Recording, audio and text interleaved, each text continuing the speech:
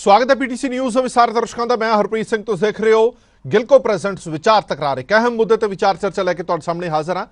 श्रोमणी गुरुद्वारा प्रबंधक कमेटी ते हरियाणा सिख गुरुद्वारा प्रबंधक कमेटी दो हिस्सों के स्पलिट किया जाना। श्रोमणी गुरुद्वारा प्रबंधक कमेटी नूं उस नूं लैके हमलावर रुख है जिहड़ा वो श्रोमणी गुरुद्वारा प्रबंधक कमेटी ने अपना लिया। अज अंतरिम कमेटी की एक अहम बैठक हुई है। उस बैठक दे विच 5 वड्डे मते पास किए गए हैं और इस तो इलावा कानूनी चाराजोई तो जारी रहेगी। हुण ग्राउंड ते उतरना चाहती है श्रोमणी गुरुद्वारा प्रबंधक कमेटी।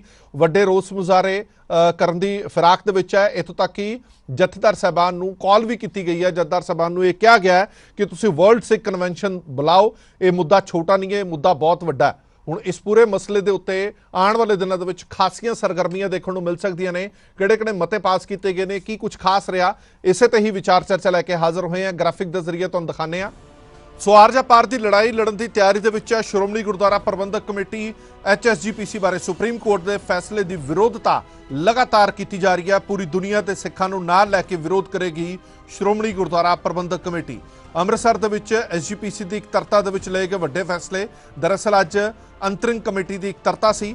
जथेदार श्री अकाल तख्त साहब नूं इस फैसले के खिलाफ वर्ल्ड सिख कन्वेंशन बुलाए जाने की SGPC ने अपील की है। 4 अक्तूबर नूं कमेटी के मैंबर डिप्टी कमिश्नर अमृतसर नूं मैमोरेंडम सौंपणगे। 7 अक्तूबर नूं श्री केसगढ़ साहब ते श्री दमदमा साहब तो श्री अकाल तख्त साहब तक रोस मार्च कढ़ण का ऐलान किया गया। श्रोमणी गुरुद्वारा प्रबंधक कमेटी के प्रधान हरजिंदर सिंह धामी ने केंद्र सरकार नूं मुड़ फैसले के खिलाफ रिव्यू पटीशन पाउण की अपील की है। उन्होंने कहा कि वड्डे बेंच का गठन करके सुप्रीम कोर्ट करे रिव्यू पटीशन उत्ते सुनवाई।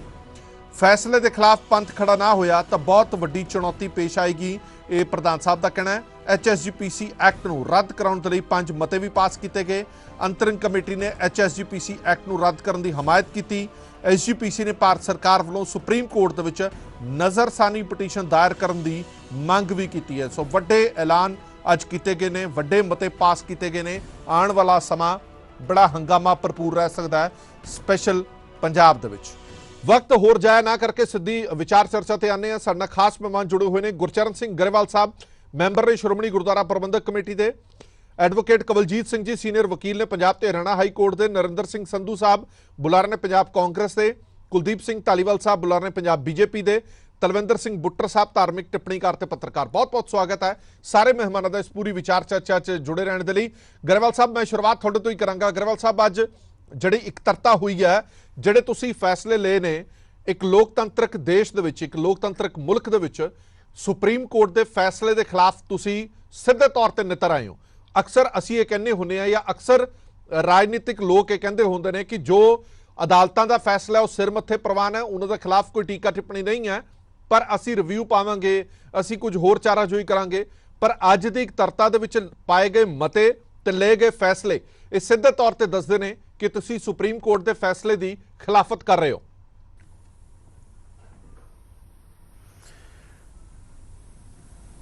हरप्रीत जी बड़ा साडे मन दे बड़ा भारी बोझ है।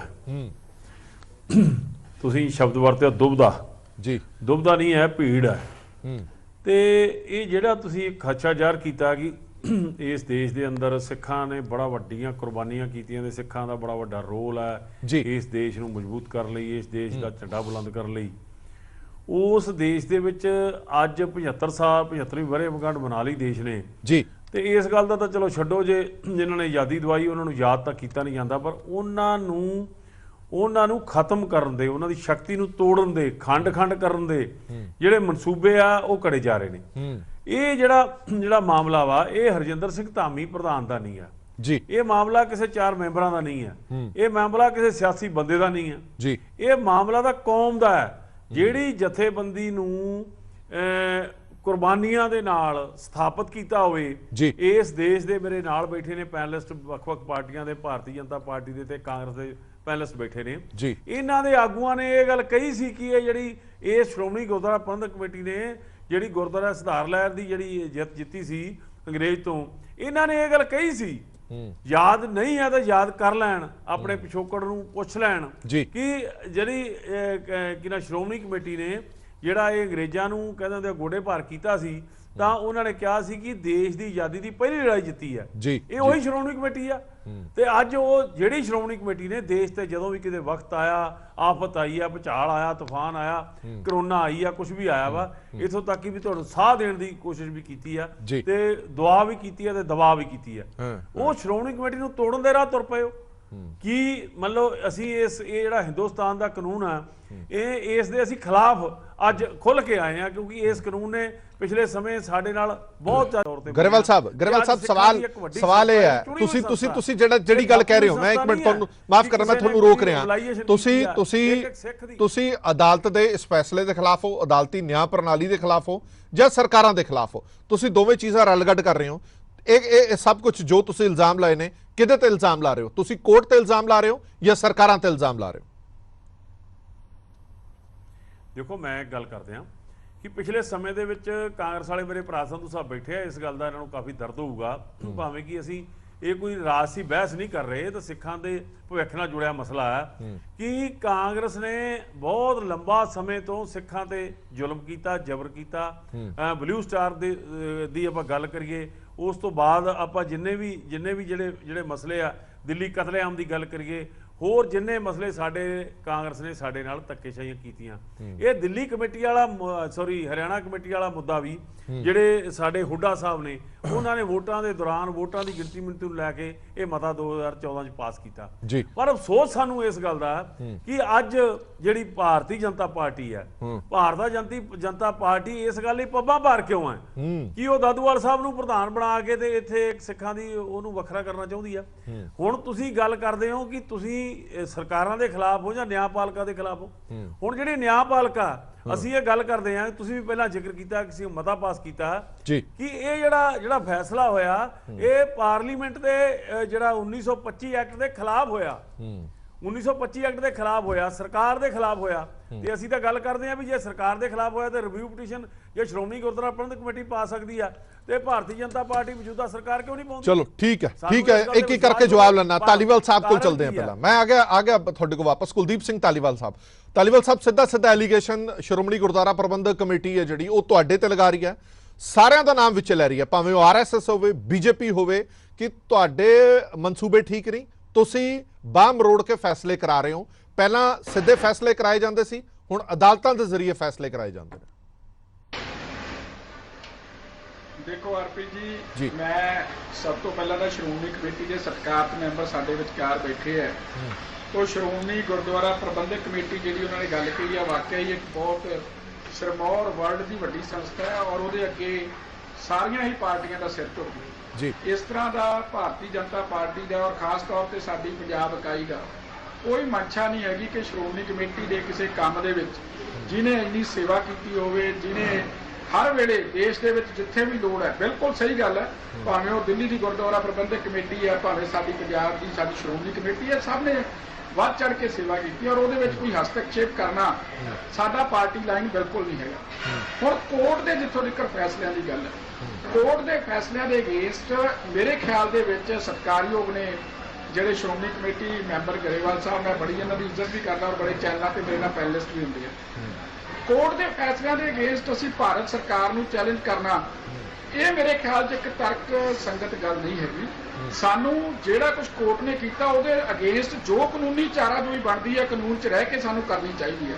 ਔਰ ਦੁਨੀਆ ਦੇ ਵਿੱਚ ਮੈਂ ਇਹ ਵੀ ਇੱਕ ਗੱਲ ਕਹਿਣੀ ਚਾਹੂੰਗਾ ਇੱਥੇ, ਦੁਨੀਆ ਦੇ ਵਿੱਚ ਸਿੱਖ ਫਲਸਫਾ ਇੱਕ ਵਾਦ ਫਲਸਫਾ ਹੈ, ਜਿਹਦੇ ਗੁਰਦੁਆਰਿਆਂ ਦੇ ਪ੍ਰਬੰਧ ਹੈ, ਜਿਹਦੇ ਧਾਰਮਿਕ ਸੰਸਥਾ ਜਿਹੜੇ ਥਾਵਾਂ ਦੇ ਪ੍ਰਬੰਧ ਹੈ, ਉਹ ਡੈਮੋਕ੍ਰੈਟਿਕਲੀ ਚੁਣੇ ਜਾਂਦੇ ਆ ਨੁਮਾਇੰਦੇ। ਸਾਨੂੰ ਫਖਰ ਹਾਸਲ ਹੈ ਇਸ ਗੱਲ ਦਾ, ਮਾਣ ਆ ਸਾਨੂੰ ਸਿੱਖ ਹੋਣ ਦੇ ਨਾਤੇ। ਔਰ ਉਹ ਡੈਮੋਕ੍ਰੇਸੀ ਦੇ ਤਹਿਤ ਹੀ ਜਿਹੜਾ ਹੈਗਾ, ਉਹਦੇ ਵਿੱਚ ਜੇ ਕਿਤੇ ਕਿਸੇ ਨੇ ਪਾਰਟੀ ਜਾਂ ਸਾਡੇ ਮੈਂਬਰਾਂ ਦੇ ਆਪਸ ਮਤਭੇਦ ਹੈ, ਕਾਨੂੰਨ ਨੇ ਉਹਦੇ ਅਨੁਸਾਰ ਫੈਸਲਾ ਦਿੱਤਾ ਤੇ ਉਹਦੇ ਅਗੇਂਸਟ ਸਾਡੇ ਕੋਲੇ ਵੀ ਜਿਹੜੀ ਹੁਣ ਭਾਵੇਂ ਸ਼੍ਰੋਮਣੀ ਗੁਰਦੁਆਰਾ ਪ੍ਰਬੰਧਕ ਕਮੇਟੀ ਹੈ, ਪ੍ਰਧਾਨ ਜੀ ਨੇ ਜੋ ਵੀ ਫੈਸਲੇ ਲਏ ਆ, ਕਾਨੂੰਨ ਦੇ ਵਿੱਚ ਰਹਿ ਕੇ ਜੋ ਵੀ ਚਾਰਾ ਹੋਈ ਉਹ ਕਰਨੀ ਚਾਹੀਦੀ ਹੈ। ਧਾਲੀਵਾਲ ਸਾਹਿਬ ਇੱਕ ਮਿੰਟ ਧਾਲੀਵਾਲ ਸਾਹਿਬ ਇਸ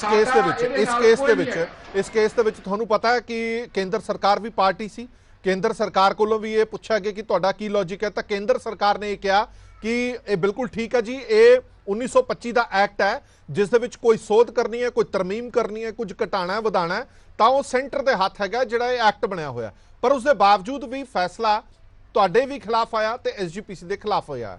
ਹੁਣ ਵੱਡਾ ਸਵਾਲ ਇਹ ਹੈ, ਤੁਸੀਂ ਐਸਜੀਪੀਸੀ ਨੂੰ ਤਾਂ ਮੱਤਾਂ ਦੇ ਰਹੇ ਹੋ ਕਿ ਤੁਸੀਂ ਰਿਵਿਊ ਪਟੀਸ਼ਨ ਪਾਓ, ਪਰ ਤੁਹਾਨੂੰ ਨਹੀਂ ਲੱਗਦਾ ਕਿ ਕੇਂਦਰ ਸਰਕਾਰ ਨੂੰ ਹੁਣ ਤੱਕ ਰਿਵਿਊ ਪਟੀਸ਼ਨ ਪਾ ਦੇਣਾ ਚਾਹੀਦਾ ਸੀਗਾ? ਇਹ ਤਾਂ ਤੁਸੀਂ ਆਪ ਵੀ ਉਹ ਸਟਰਕਚਰ ਸਾਰਾ ਤੋੜ ਰਹੇ ਹੋ। ਕੱਲ ਨੂੰ ਪੰਜਾਬ ਵਿਧਾਨ ਸਭਾ ਦੇ ਵਿੱਚ ਕੋਈ ਮਤਾ ਪਾਸ ਹੋ ਜਾਂਦਾ ਹੈ ਕਿ ਚੰਡੀਗੜ੍ਹ ਸਾਡਾ, ਉਹ ਮਤਾ ਪਾਸ ਹੋ ਜਾਂਦਾ ਹੈ ਕਿ ਹਰਿਆਣਾ ਦੇ ਪੰਜਾਬੀ ਬੋਲਦੇ ਇਲਾਕੇ ਸਾਡੇ, ਜਦ ਕਿ ਇਹ ਮਸਲਾ ਜਿਹੜਾ ਹੈ ਇਹ ਸੈਂਟਰ ਦੇ ਐਕਟ ਦੇ ਅਧੀਨ ਆਉਂਦਾ, ਕਿ ਤੁਸੀਂ ਉਹ ਫੈਸਲੇ ਮੰਨੋਗੇ? ਫਿਰ ਉਸ ਤੇ ਵੀ ਤੁਸੀਂ ਕਹੋਗੇ ਅਦਾਲਤ ਨੇ ਜੋ ਫੈਸਲਾ ਕੀਤਾ ਠੀਕ ਕੀਤਾ? ਦੇਖੋ, ਜਿੱਥੋਂ ਤੱਕ ਤੁਸੀਂ ਰਿਵਿਊ ਪਟੀਸ਼ਨ ਦੀ ਗੱਲ ਕੀਤੀ ਹੈ, ਰਿਵਿਊ ਪਟੀਸ਼ਨ ਹੱਕ ਜਿਹੜਾ ਰਿਵਿਊ ਪਟੀਸ਼ਨ ਦਾ ਹੈ ਉਹਦੇ ਵਿੱਚ ਪਾਰਟੀ ਦਾ, ਦੇਖੋ ਭਾਰਤ ਸਰਕਾਰ ਸਭ ਦੀ ਹੈ, ਪਰ ਭਾਰਤੀ ਜਨਤਾ ਪਾਰਟੀ ਇਹਦੇ 'ਚ ਕੋਈ ਪਾਰਟੀ ਨਹੀਂ ਹੈਗੀ। ਪਰ ਸਰਕਾਰ ਤਾਂ ਤੁਹਾਡੀ ਹੈ ਨਾ ਜਨਾਬ, ਸਰਕਾਰ ਤਾਂ ਤੁਹਾਡੀ ਪਾਰਟੀ ਦੀ ਹੈ, ਜਵਾਬਦੇਹੀ ਤਾਂ ਫਿਰ ਤੁਹਾਡੀ ਹੈ ਨਾ ਜੀ। ਮੈਨੂੰ ਪੂਰੀ ਕਰ ਲੈ ਲੂਗਾ ਜੀ। ਤੇ ਜਿਹੜੀ ਸ਼੍ਰੋਮਣੀ ਗੁਰਦੁਆਰਾ ਪ੍ਰਬੰਧਕ ਕਮੇਟੀ ਹੈ ਉਹਦਾ ਹੀ ਹੱਕ ਬਣਦਾ ਹੈ, ਕਿਉਂਕਿ ਭਾਰਤ ਸਰਕਾਰ ਉਹਦੇ ਵਿੱਚ ਧਿਰ ਨਹੀਂ ਬਣ ਸਕਦੀ, ਧਿਰ ਇਹਨਾਂ ਨਹੀਂ ਬਣਨਾ। ਔਰ ਜੇ ਰਿਵਿਊ ਪਾਉਂਦੇ ਕਾਨੂੰਨ ਅਨੁਸਾਰ ਜੋ ਵੀ ਕੋਈ ਚਾਰਾਜੋਈ ਹੈਗੀ ਆ ਉਹ ਹੋਏਗੀ। ਉਹਦੇ ਵਿੱਚ ਆਪਾਂ ਨੂੰ ਜਿਹੜਾ ਵੱਖਵਾਦ ਦੀ ਗੱਲ ਕਰਨ ਦੀ ਤਾਂ ਕਿਤੇ ਗੱਲ ਹੀ ਨਹੀਂ ਆਉਂਦੀ ਕਿ ਆਪਾਂ ਰਾਜ ਤੋਂ ਵੱਖ ਹੋਣਾ ਜੀ, ਇਹਦਾ ਸਾਡੇ ਨਾਲ ਧੱਕਾ ਹੀ ਹੋ ਰਿਹਾ ਜੀ। ਮੇਰੇ ਖਿਆਲ 'ਚ ਭਾਰਤੀ ਕਾਨੂੰਨ ਦੇ ਵਿੱਚ ਡੈਮੋਕ੍ਰੈਟਿਕਲੀ ਅਸੀਂ ਆਪਦੀਆਂ ਸਾਰੇ ਰਾਜਾਂ ਦੇ ਵਿੱਚ ਚੁਣਦੇ, ਦਿੱਲੀ ਕਮੇਟੀ ਵੀ ਸਾਡਾ ਵਧੀਆ ਕੰਮ ਕਰ ਰਹੀ ਹੈ, ਨੰਦੇੜ ਵੀ ਕਰ ਰਹੀ ਹੈ, ਪਟਨਾ ਸਾਹਿਬ ਵੀ, ਸਾਰੇ ਦੇਸ਼ ਦੇ ਵਿੱਚ। ਇੱਕ ਛੋਟਾ ਜਿਹਾ ਸਵਾਲ ਧਾਲੀਵਾਲ ਸਾਹਿਬ, ਇੱਕ ਛੋਟਾ ਜਿਹਾ ਸਵਾਲ, ਫਿਰ ਮੈਂ ਬਾਕੀ ਮਹਿਮਾਨਾਂ ਤੋਂ ਵੀ ਲੈਣਾ। ਤੁਹਾਨੂੰ ਪਤਾ ਹੈ ਧਾਲੀਵਾਲ ਸਾਹਿਬ ਕਿ ਐਸਜੀਪੀਸੀ ਦੀਆਂ ਇਲੈਕਸ਼ਨਸ ਜਿਹੜੀਆਂ ਹੁੰਦੀਆਂ ਨੇ ਉਹ ਸੈਂਟਰ ਗਵਰਨਮੈਂਟ ਦੇ ਅਧੀਨ ਕਰਾਈਆਂ ਜਾਂਦੀਆਂ ਨੇ। ਜਦੋਂ ਹੁਣ ਇਹ ਫੈਸਲਾ ਆ ਗਿਆ, ਤੁਹਾਨੂੰ ਪਤਾ ਹੈ ਕਿ ਸੈਂਟਰ ਗਵਰਨਮੈਂਟ ਇਲੈਕਸ਼ਨ ਤੱਕ ਨਹੀਂ ਕਰਾ ਸਕਦੀ ਕਿਉਂਕਿ ਹਰਿਆਣਾ ਇੱਕ ਟੋਟਾ ਉਹਦੇ ਵਿੱਚੋਂ ਅਲੱਗ ਹੋ ਗਿਆ। ਅੱਜ ਜੇ ਤੁਸੀਂ ਇਲੈਕਸ਼ਨ ਕਰਾਣੀ ਹੋਵੇ ਤਾਂ ਕਿਸ ਤਰੀਕੇ ਨਾਲ ਕਰਾਓਗੇ? ਕੀ ਪੰਜਾਬ ਦੇ ਵਿੱਚ ਕਰਾਓਗੇ, ਸਿਰਫ ਚੰਡੀਗੜ੍ਹ ਦੇ ਵਿੱਚ ਕਰਾਓਗੇ, ਹਿਮਾਚਲ 'ਚ ਕਰਾਓਗੇ, ਹਰਿਆਣਾ 'ਚ ਨਹੀਂ ਕਰਾਓਗੇ? ਇਹ ਤਾਂ ਇੱਕ ਬਹੁਤ ਵੱਡਾ ਸੰਕਟ ਜਿਹੜਾ ਕਾਨੂੰਨੀ ਤੌਰ ਤੇ ਵੀ ਖੜਾ ਹੋ ਗਿਆ। ਇਸ ਕਰਕੇ ਸਵਾਲ ਚੁੱਕੇ ਜਾ ਰਹੇ ਕਿ ਤੁਹਾਡੀ ਸਰਕਾਰ ਇਸ ਸੰਕਟ ਦੇ ਵਿੱਚ ਗੰਭੀਰਤਾ ਕਿਉਂ ਨਹੀਂ ਦਿਖਾ ਰਹੀ? ਦੇਖੋ, ਸਰਕਾਰ ਜਿੰਨੀ ਸਰਕਾਰ ਮੌਜੂਦਾ ਮੋਦੀ ਗਵਰਨਮੈਂਟ ਹੈ, ਖਾਸ ਤੌਰ ਤੇ ਮੋਦੀ 2 ਗਵਰਨਮੈਂਟ ਹੈ, ਉਹ ਸਿੱਖ ਮਸਲਿਆਂ ਪ੍ਰਤੀ ਬਹੁਤ ਗੰਭੀਰ ਹੈ। ਔਰ ਜਿਹੜੇ ਵੀ ਅੱਜ ਫੈਸਲੇ ਸ਼੍ਰੋਮਣੀ ਗੁਰਦੁਆਰਾ ਪ੍ਰਬੰਧਕ ਕਮੇਟੀ ਨੇ ਲਏ ਆ, ਮੇਰੇ ਖਿਆਲ 'ਚ ਜੇ ਜਿਹੜੇ ਪ੍ਰਧਾਨ ਸਾਹਿਬ ਹੈਗੇ ਸਾਡੇ ਧਾਮੀ ਜੀ, ਜੇ ਉਹ ਮਾਨਯੋਗ ਪ੍ਰਧਾਨ ਮੰਤਰੀ ਜੀ ਕੋਲੇ ਆਪਦੇ ਮਸਲੇ ਉਠਾਉਣਗੇ ਤਾਂ ਜ਼ਰੂਰ ਉਹ ਤੇ ਨਜ਼ਰਸਾਨੀ ਉਸ ਤਰੀਕੇ ਨਾਲ। ਠੀਕ ਧਾਲੀਵਾਲ ਸਾਹਿਬ, ਮੈਂ ਆਨਾ ਵਾਪਸ।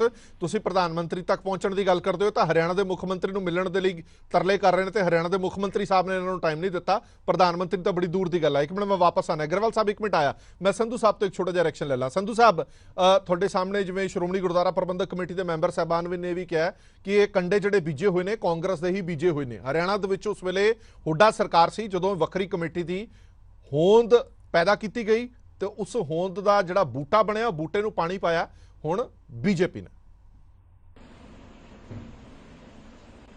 ਦੇਖੋ ਧੰਨਵਾਦ ਜੀ, ਬੜੇ ਸਤਿਕਾਰਯੋਗ ਨੇ ਗਰੇਵਾਲ ਜੀ ਜਿਨ੍ਹਾਂ ਨੇ ਗੱਲ ਕਹੀ ਆ, ਤੇ ਮੈਂ ਦੱਸਣਾ ਚਾਹਾਂਗਾ ਵੀ 2014 ਦੇ ਵਿੱਚ ਹੁੱਡਾ ਸਰਕਾਰ ਜਦੋਂ ਬਣੀ ਉਦੋਂ ਹੀ ਇਹ ਜਿਹੜੀ HSPG ਹਰਿਆਣਾ ਸਿੱਖ ਗੁਰਦੁਆਰਾ ਪ੍ਰਬੰਧਕ ਕਮੇਟੀ ਜਿਹੜੀ ਹੋਣੀ ਚਾਹੀਦੀ।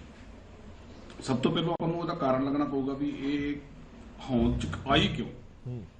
ਜਦੋਂ ਸ਼੍ਰੋਮਣੀ ਗੁਰਦੁਆਰਾ ਪ੍ਰਬੰਧਕ ਕਮੇਟੀ ਜਿਹੜੀ ਸਿੱਖਾਂ ਦੀ ਸਰਵੋੱਚ ਸੰਸਥਾ ਹੈ, ਜਿਹੜਾ ਸਾਰੇ ਇੰਡੀਆ ਦੇ ਵਿੱਚ ਕੰਮ ਕਰ ਰਹੀ ਆ, ਤੇ ਹਰਿਆਣਾ ਦੇ ਵਿੱਚ ਵੱਖਰਾ ਬਣਾਉਣ ਦੀ ਕਿਉਂ ਲੋੜ ਪਈ?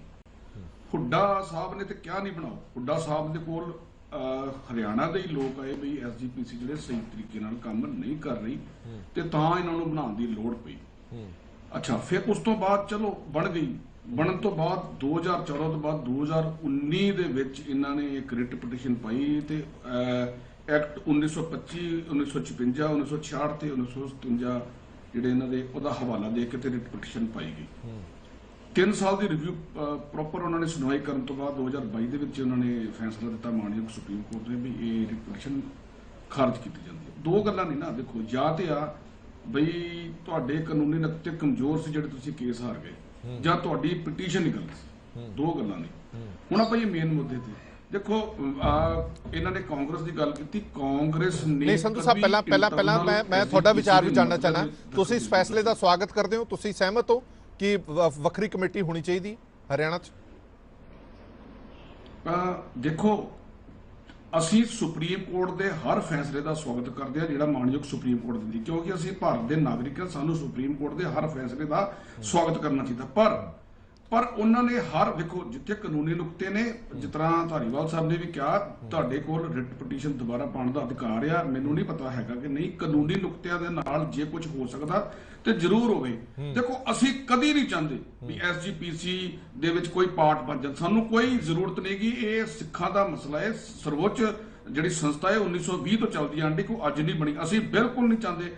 ਸਾਡੀ ਜਿਹੜੀ ਪਾਰਟੀ ਆ ਧਰਮ ਨਿਰਪੇਖ ਪਾਰਟੀ ਆ, ਅਸੀਂ ਬਿਲਕੁਲ ਇਹਨਾਂ ਦੇ ਅੰਦਰੂਨੀ ਮਾਮਲੇ 'ਚ ਦਖਲ ਨਹੀਂ ਦੇਣਾ ਚਾਹੁੰਦੇ। ਸੰਧੂ ਸਾਹਿਬ ਜੇ ਸਿੱਖਾਂ ਦਾ ਅੰਦਰੂਨੀ ਮਸਲਾ ਸੀਗਾ ਤੇ ਤੁਹਾਨੂੰ ਵੱਖਰੀ ਕਮੇਟੀ ਬਣਾਉਣ ਦੀ ਜ਼ਰੂਰਤ ਕੀ ਸੀ? ਜੇ ਤੁਹਾਨੂੰ ਲੱਗਦਾ ਹੈ ਕਿ ਤੁਸੀਂ ਧਰਮ ਨਿਰਪੱਖ ਹੋ ਪਰ ਇੱਕ ਕਮੇਟੀ ਨੂੰ ਤੋੜ ਕੇ ਤੁਸੀਂ ਛੋਟੀ ਕਮੇਟੀ ਬਣਾਤੀ, ਉਹ ਫਿਰ ਉਦੋਂ ਧਰਮ ਨਿਰਪੱਖਤਾ ਕਿੱਥੇ ਗਈ?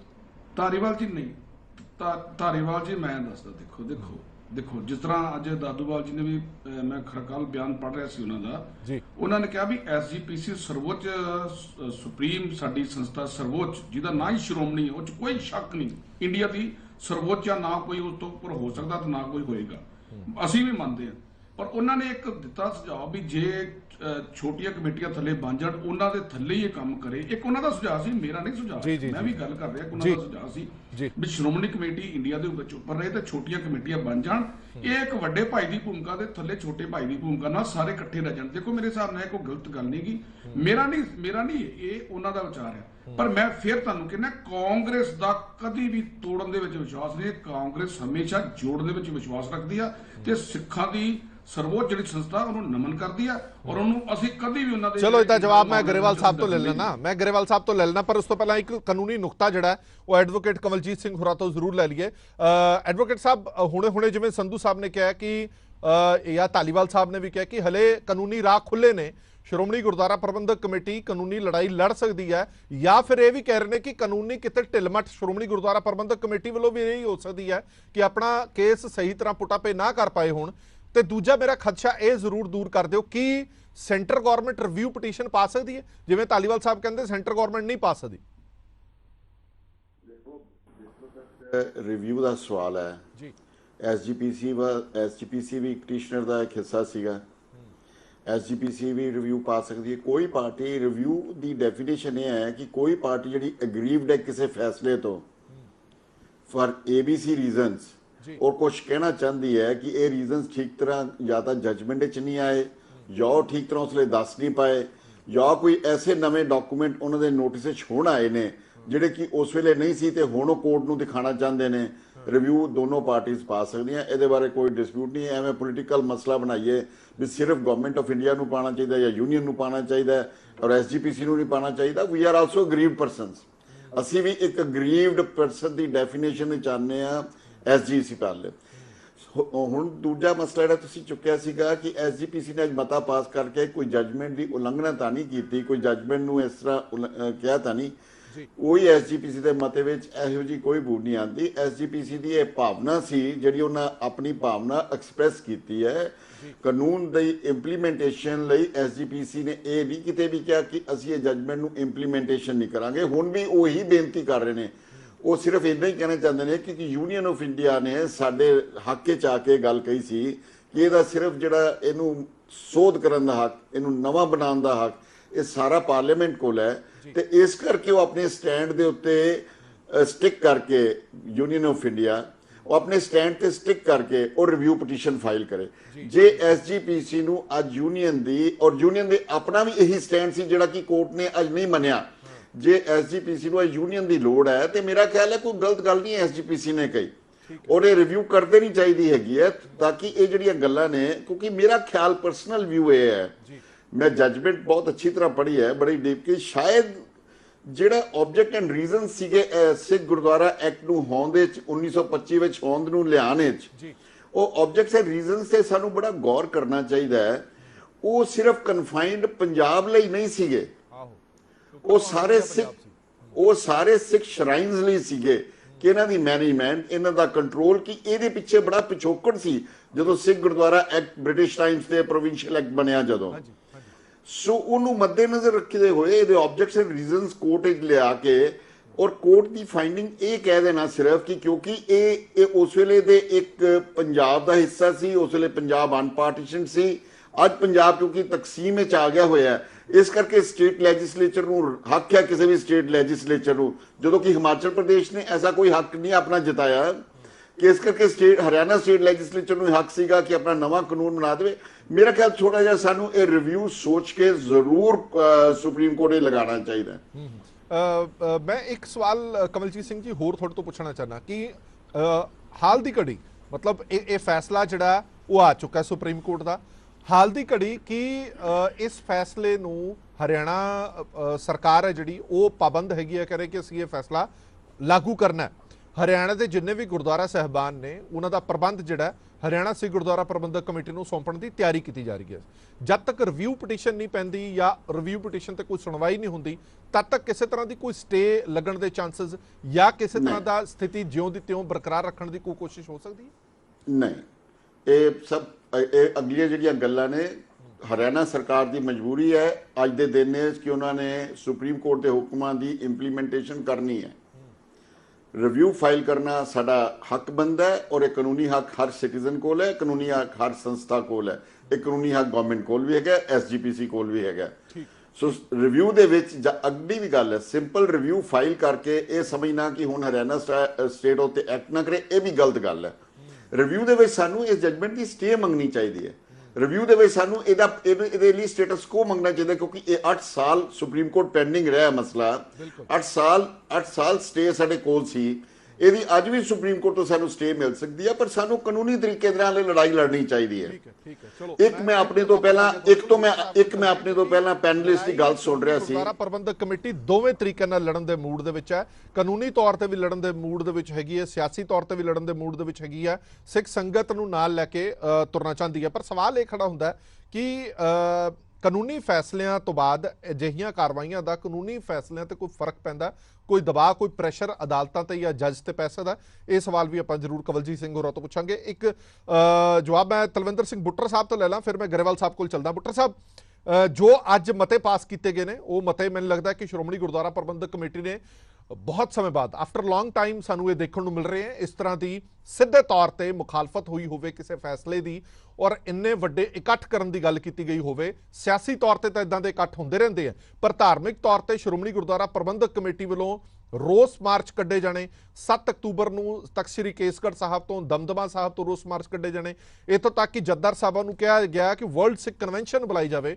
ਤੁਹਾਨੂੰ ਲੱਗਦਾ ਹੈ ਕਿ ਇੰਨਾ ਵੱਡਾ ਮੁੱਦਾ ਹੈਗਾ ਜੋ ਸ਼੍ਰੋਮਣੀ ਗੁਰਦੁਆਰਾ ਪ੍ਰਬੰਧਕ ਕਮੇਟੀ ਬਣਾ ਰਹੀ ਹੈ? ਕਿਉਂਕਿ ਬਾਕੀ ਧਿਰਾਂ ਕਹਿ ਰਹੀਆਂ ਨੇ ਕਿ ਮੁੱਦਾ ਇੰਨਾ ਵੱਡਾ ਨਹੀਂ ਹੈ, ਇਹ ਜਾਣਬੁੱਝ ਕੇ ਬਣਾਇਆ ਜਾ ਰਿਹਾ ਹੈ।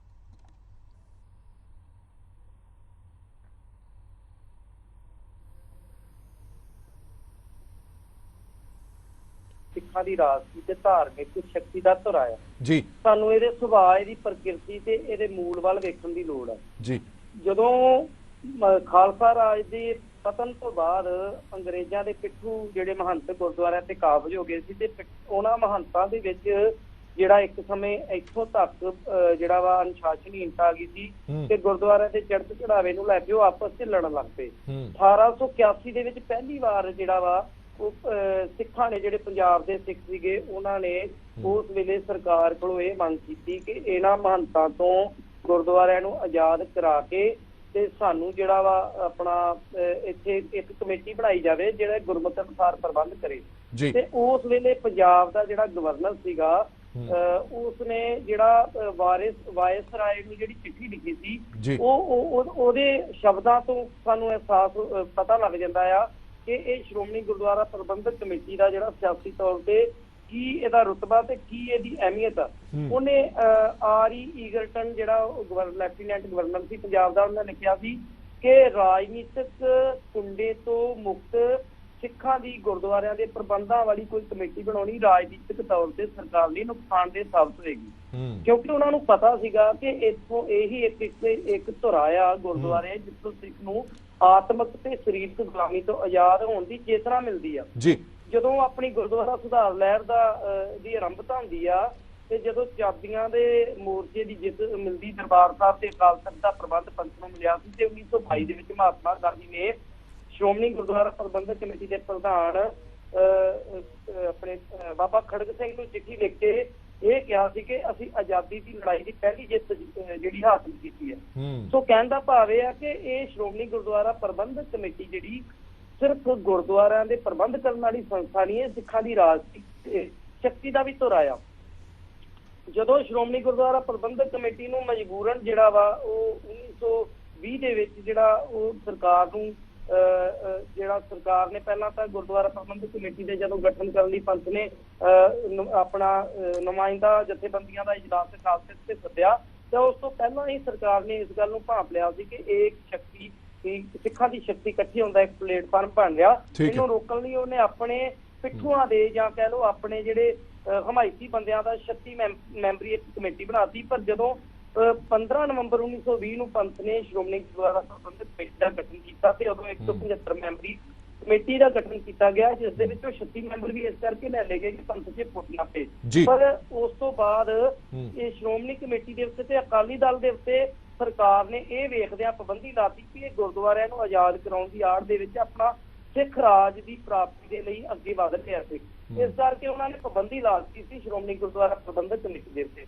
ਉਸ ਤੋਂ ਬਾਅਦ ਜਦੋਂ ਗੁਰਦੁਆਰਾ ਐਕਟ ਬਣਿਆ ਆਜ਼ਾਦੀ ਤੋਂ ਬਾਅਦ ਵੀ ਸਿੱਖਾਂ ਨੇ ਜਿਹੜਾ ਅਨੇਕਾਂ ਤਰ੍ਹਾਂ ਦੀਆਂ ਜਿਹੜੀਆਂ ਰਾਜਸੀ ਲੜਾਈਆਂ ਲੜੀਆਂ, ਉਹ ਸ਼੍ਰੋਮਣੀ ਗੁਰਦੁਆਰਾ ਪ੍ਰਬੰਧਕ ਕਮੇਟੀ ਨੇ ਅਕਾਲੀ ਦਲ ਦੇ ਮੋਢੇ ਨਾਲ ਮੋਢਾ ਜੋੜ ਕੇ ਬੁੱਟਰ ਸਾਹਿਬ, ਮੈਂ ਇੱਕ ਮੋਟਾ ਜਿਹਾ ਸਵਾਲ ਪੁੱਛਣਾ ਚਾਹਨਾ, ਇਸ ਫੈਸਲੇ ਤੋਂ ਬਾਅਦ ਤੁਹਾਨੂੰ ਵੀ ਲੱਗਦਾ ਕਿ ਸ਼੍ਰੋਮਣੀ ਗੁਰਦੁਆਰਾ ਪ੍ਰਬੰਧਕ ਕਮੇਟੀ ਕਮਜ਼ੋਰ ਹੋਈ ਹੈ? ਕਿ ਸਿੱਖਾਂ ਕੋਲ ਆਪਣੀ ਰਾਜਸੀ ਤੇ ਧਾਰਮਿਕ ਸ਼ਕਤੀ ਦਾ ਕੇਂਦਰ ਸੀਗਾ, ਉਹ ਸੀਗਾ ਸ਼੍ਰੋਮਣੀ ਗੁਰਦੁਆਰਾ ਪ੍ਰਬੰਧਕ ਕਮੇਟੀ। ਸ਼੍ਰੋਮਣੀ ਅਕਾਲੀ ਦਲ ਉਹਦੀ ਇੱਕ ਪੂਰਕ ਜਥੇਬੰਦੀ ਹੈ, ਮੂਲ ਰੂਪ ਦੇ ਵਿੱਚ ਸ਼੍ਰੋਮਣੀ ਗੁਰਦੁਆਰਾ ਪ੍ਰਬੰਧਕ ਕਮੇਟੀ ਹੈ ਜਿਹਦੇ ਸਿੱਖਾਂ ਦੇ ਧਾਰਮਿਕ ਤੇ ਰਾਜਸੀ ਹਿੱਤਾਂ ਦੀ ਨੁਮਾਇੰਦਗੀ ਕਰਨੀ ਹੈ।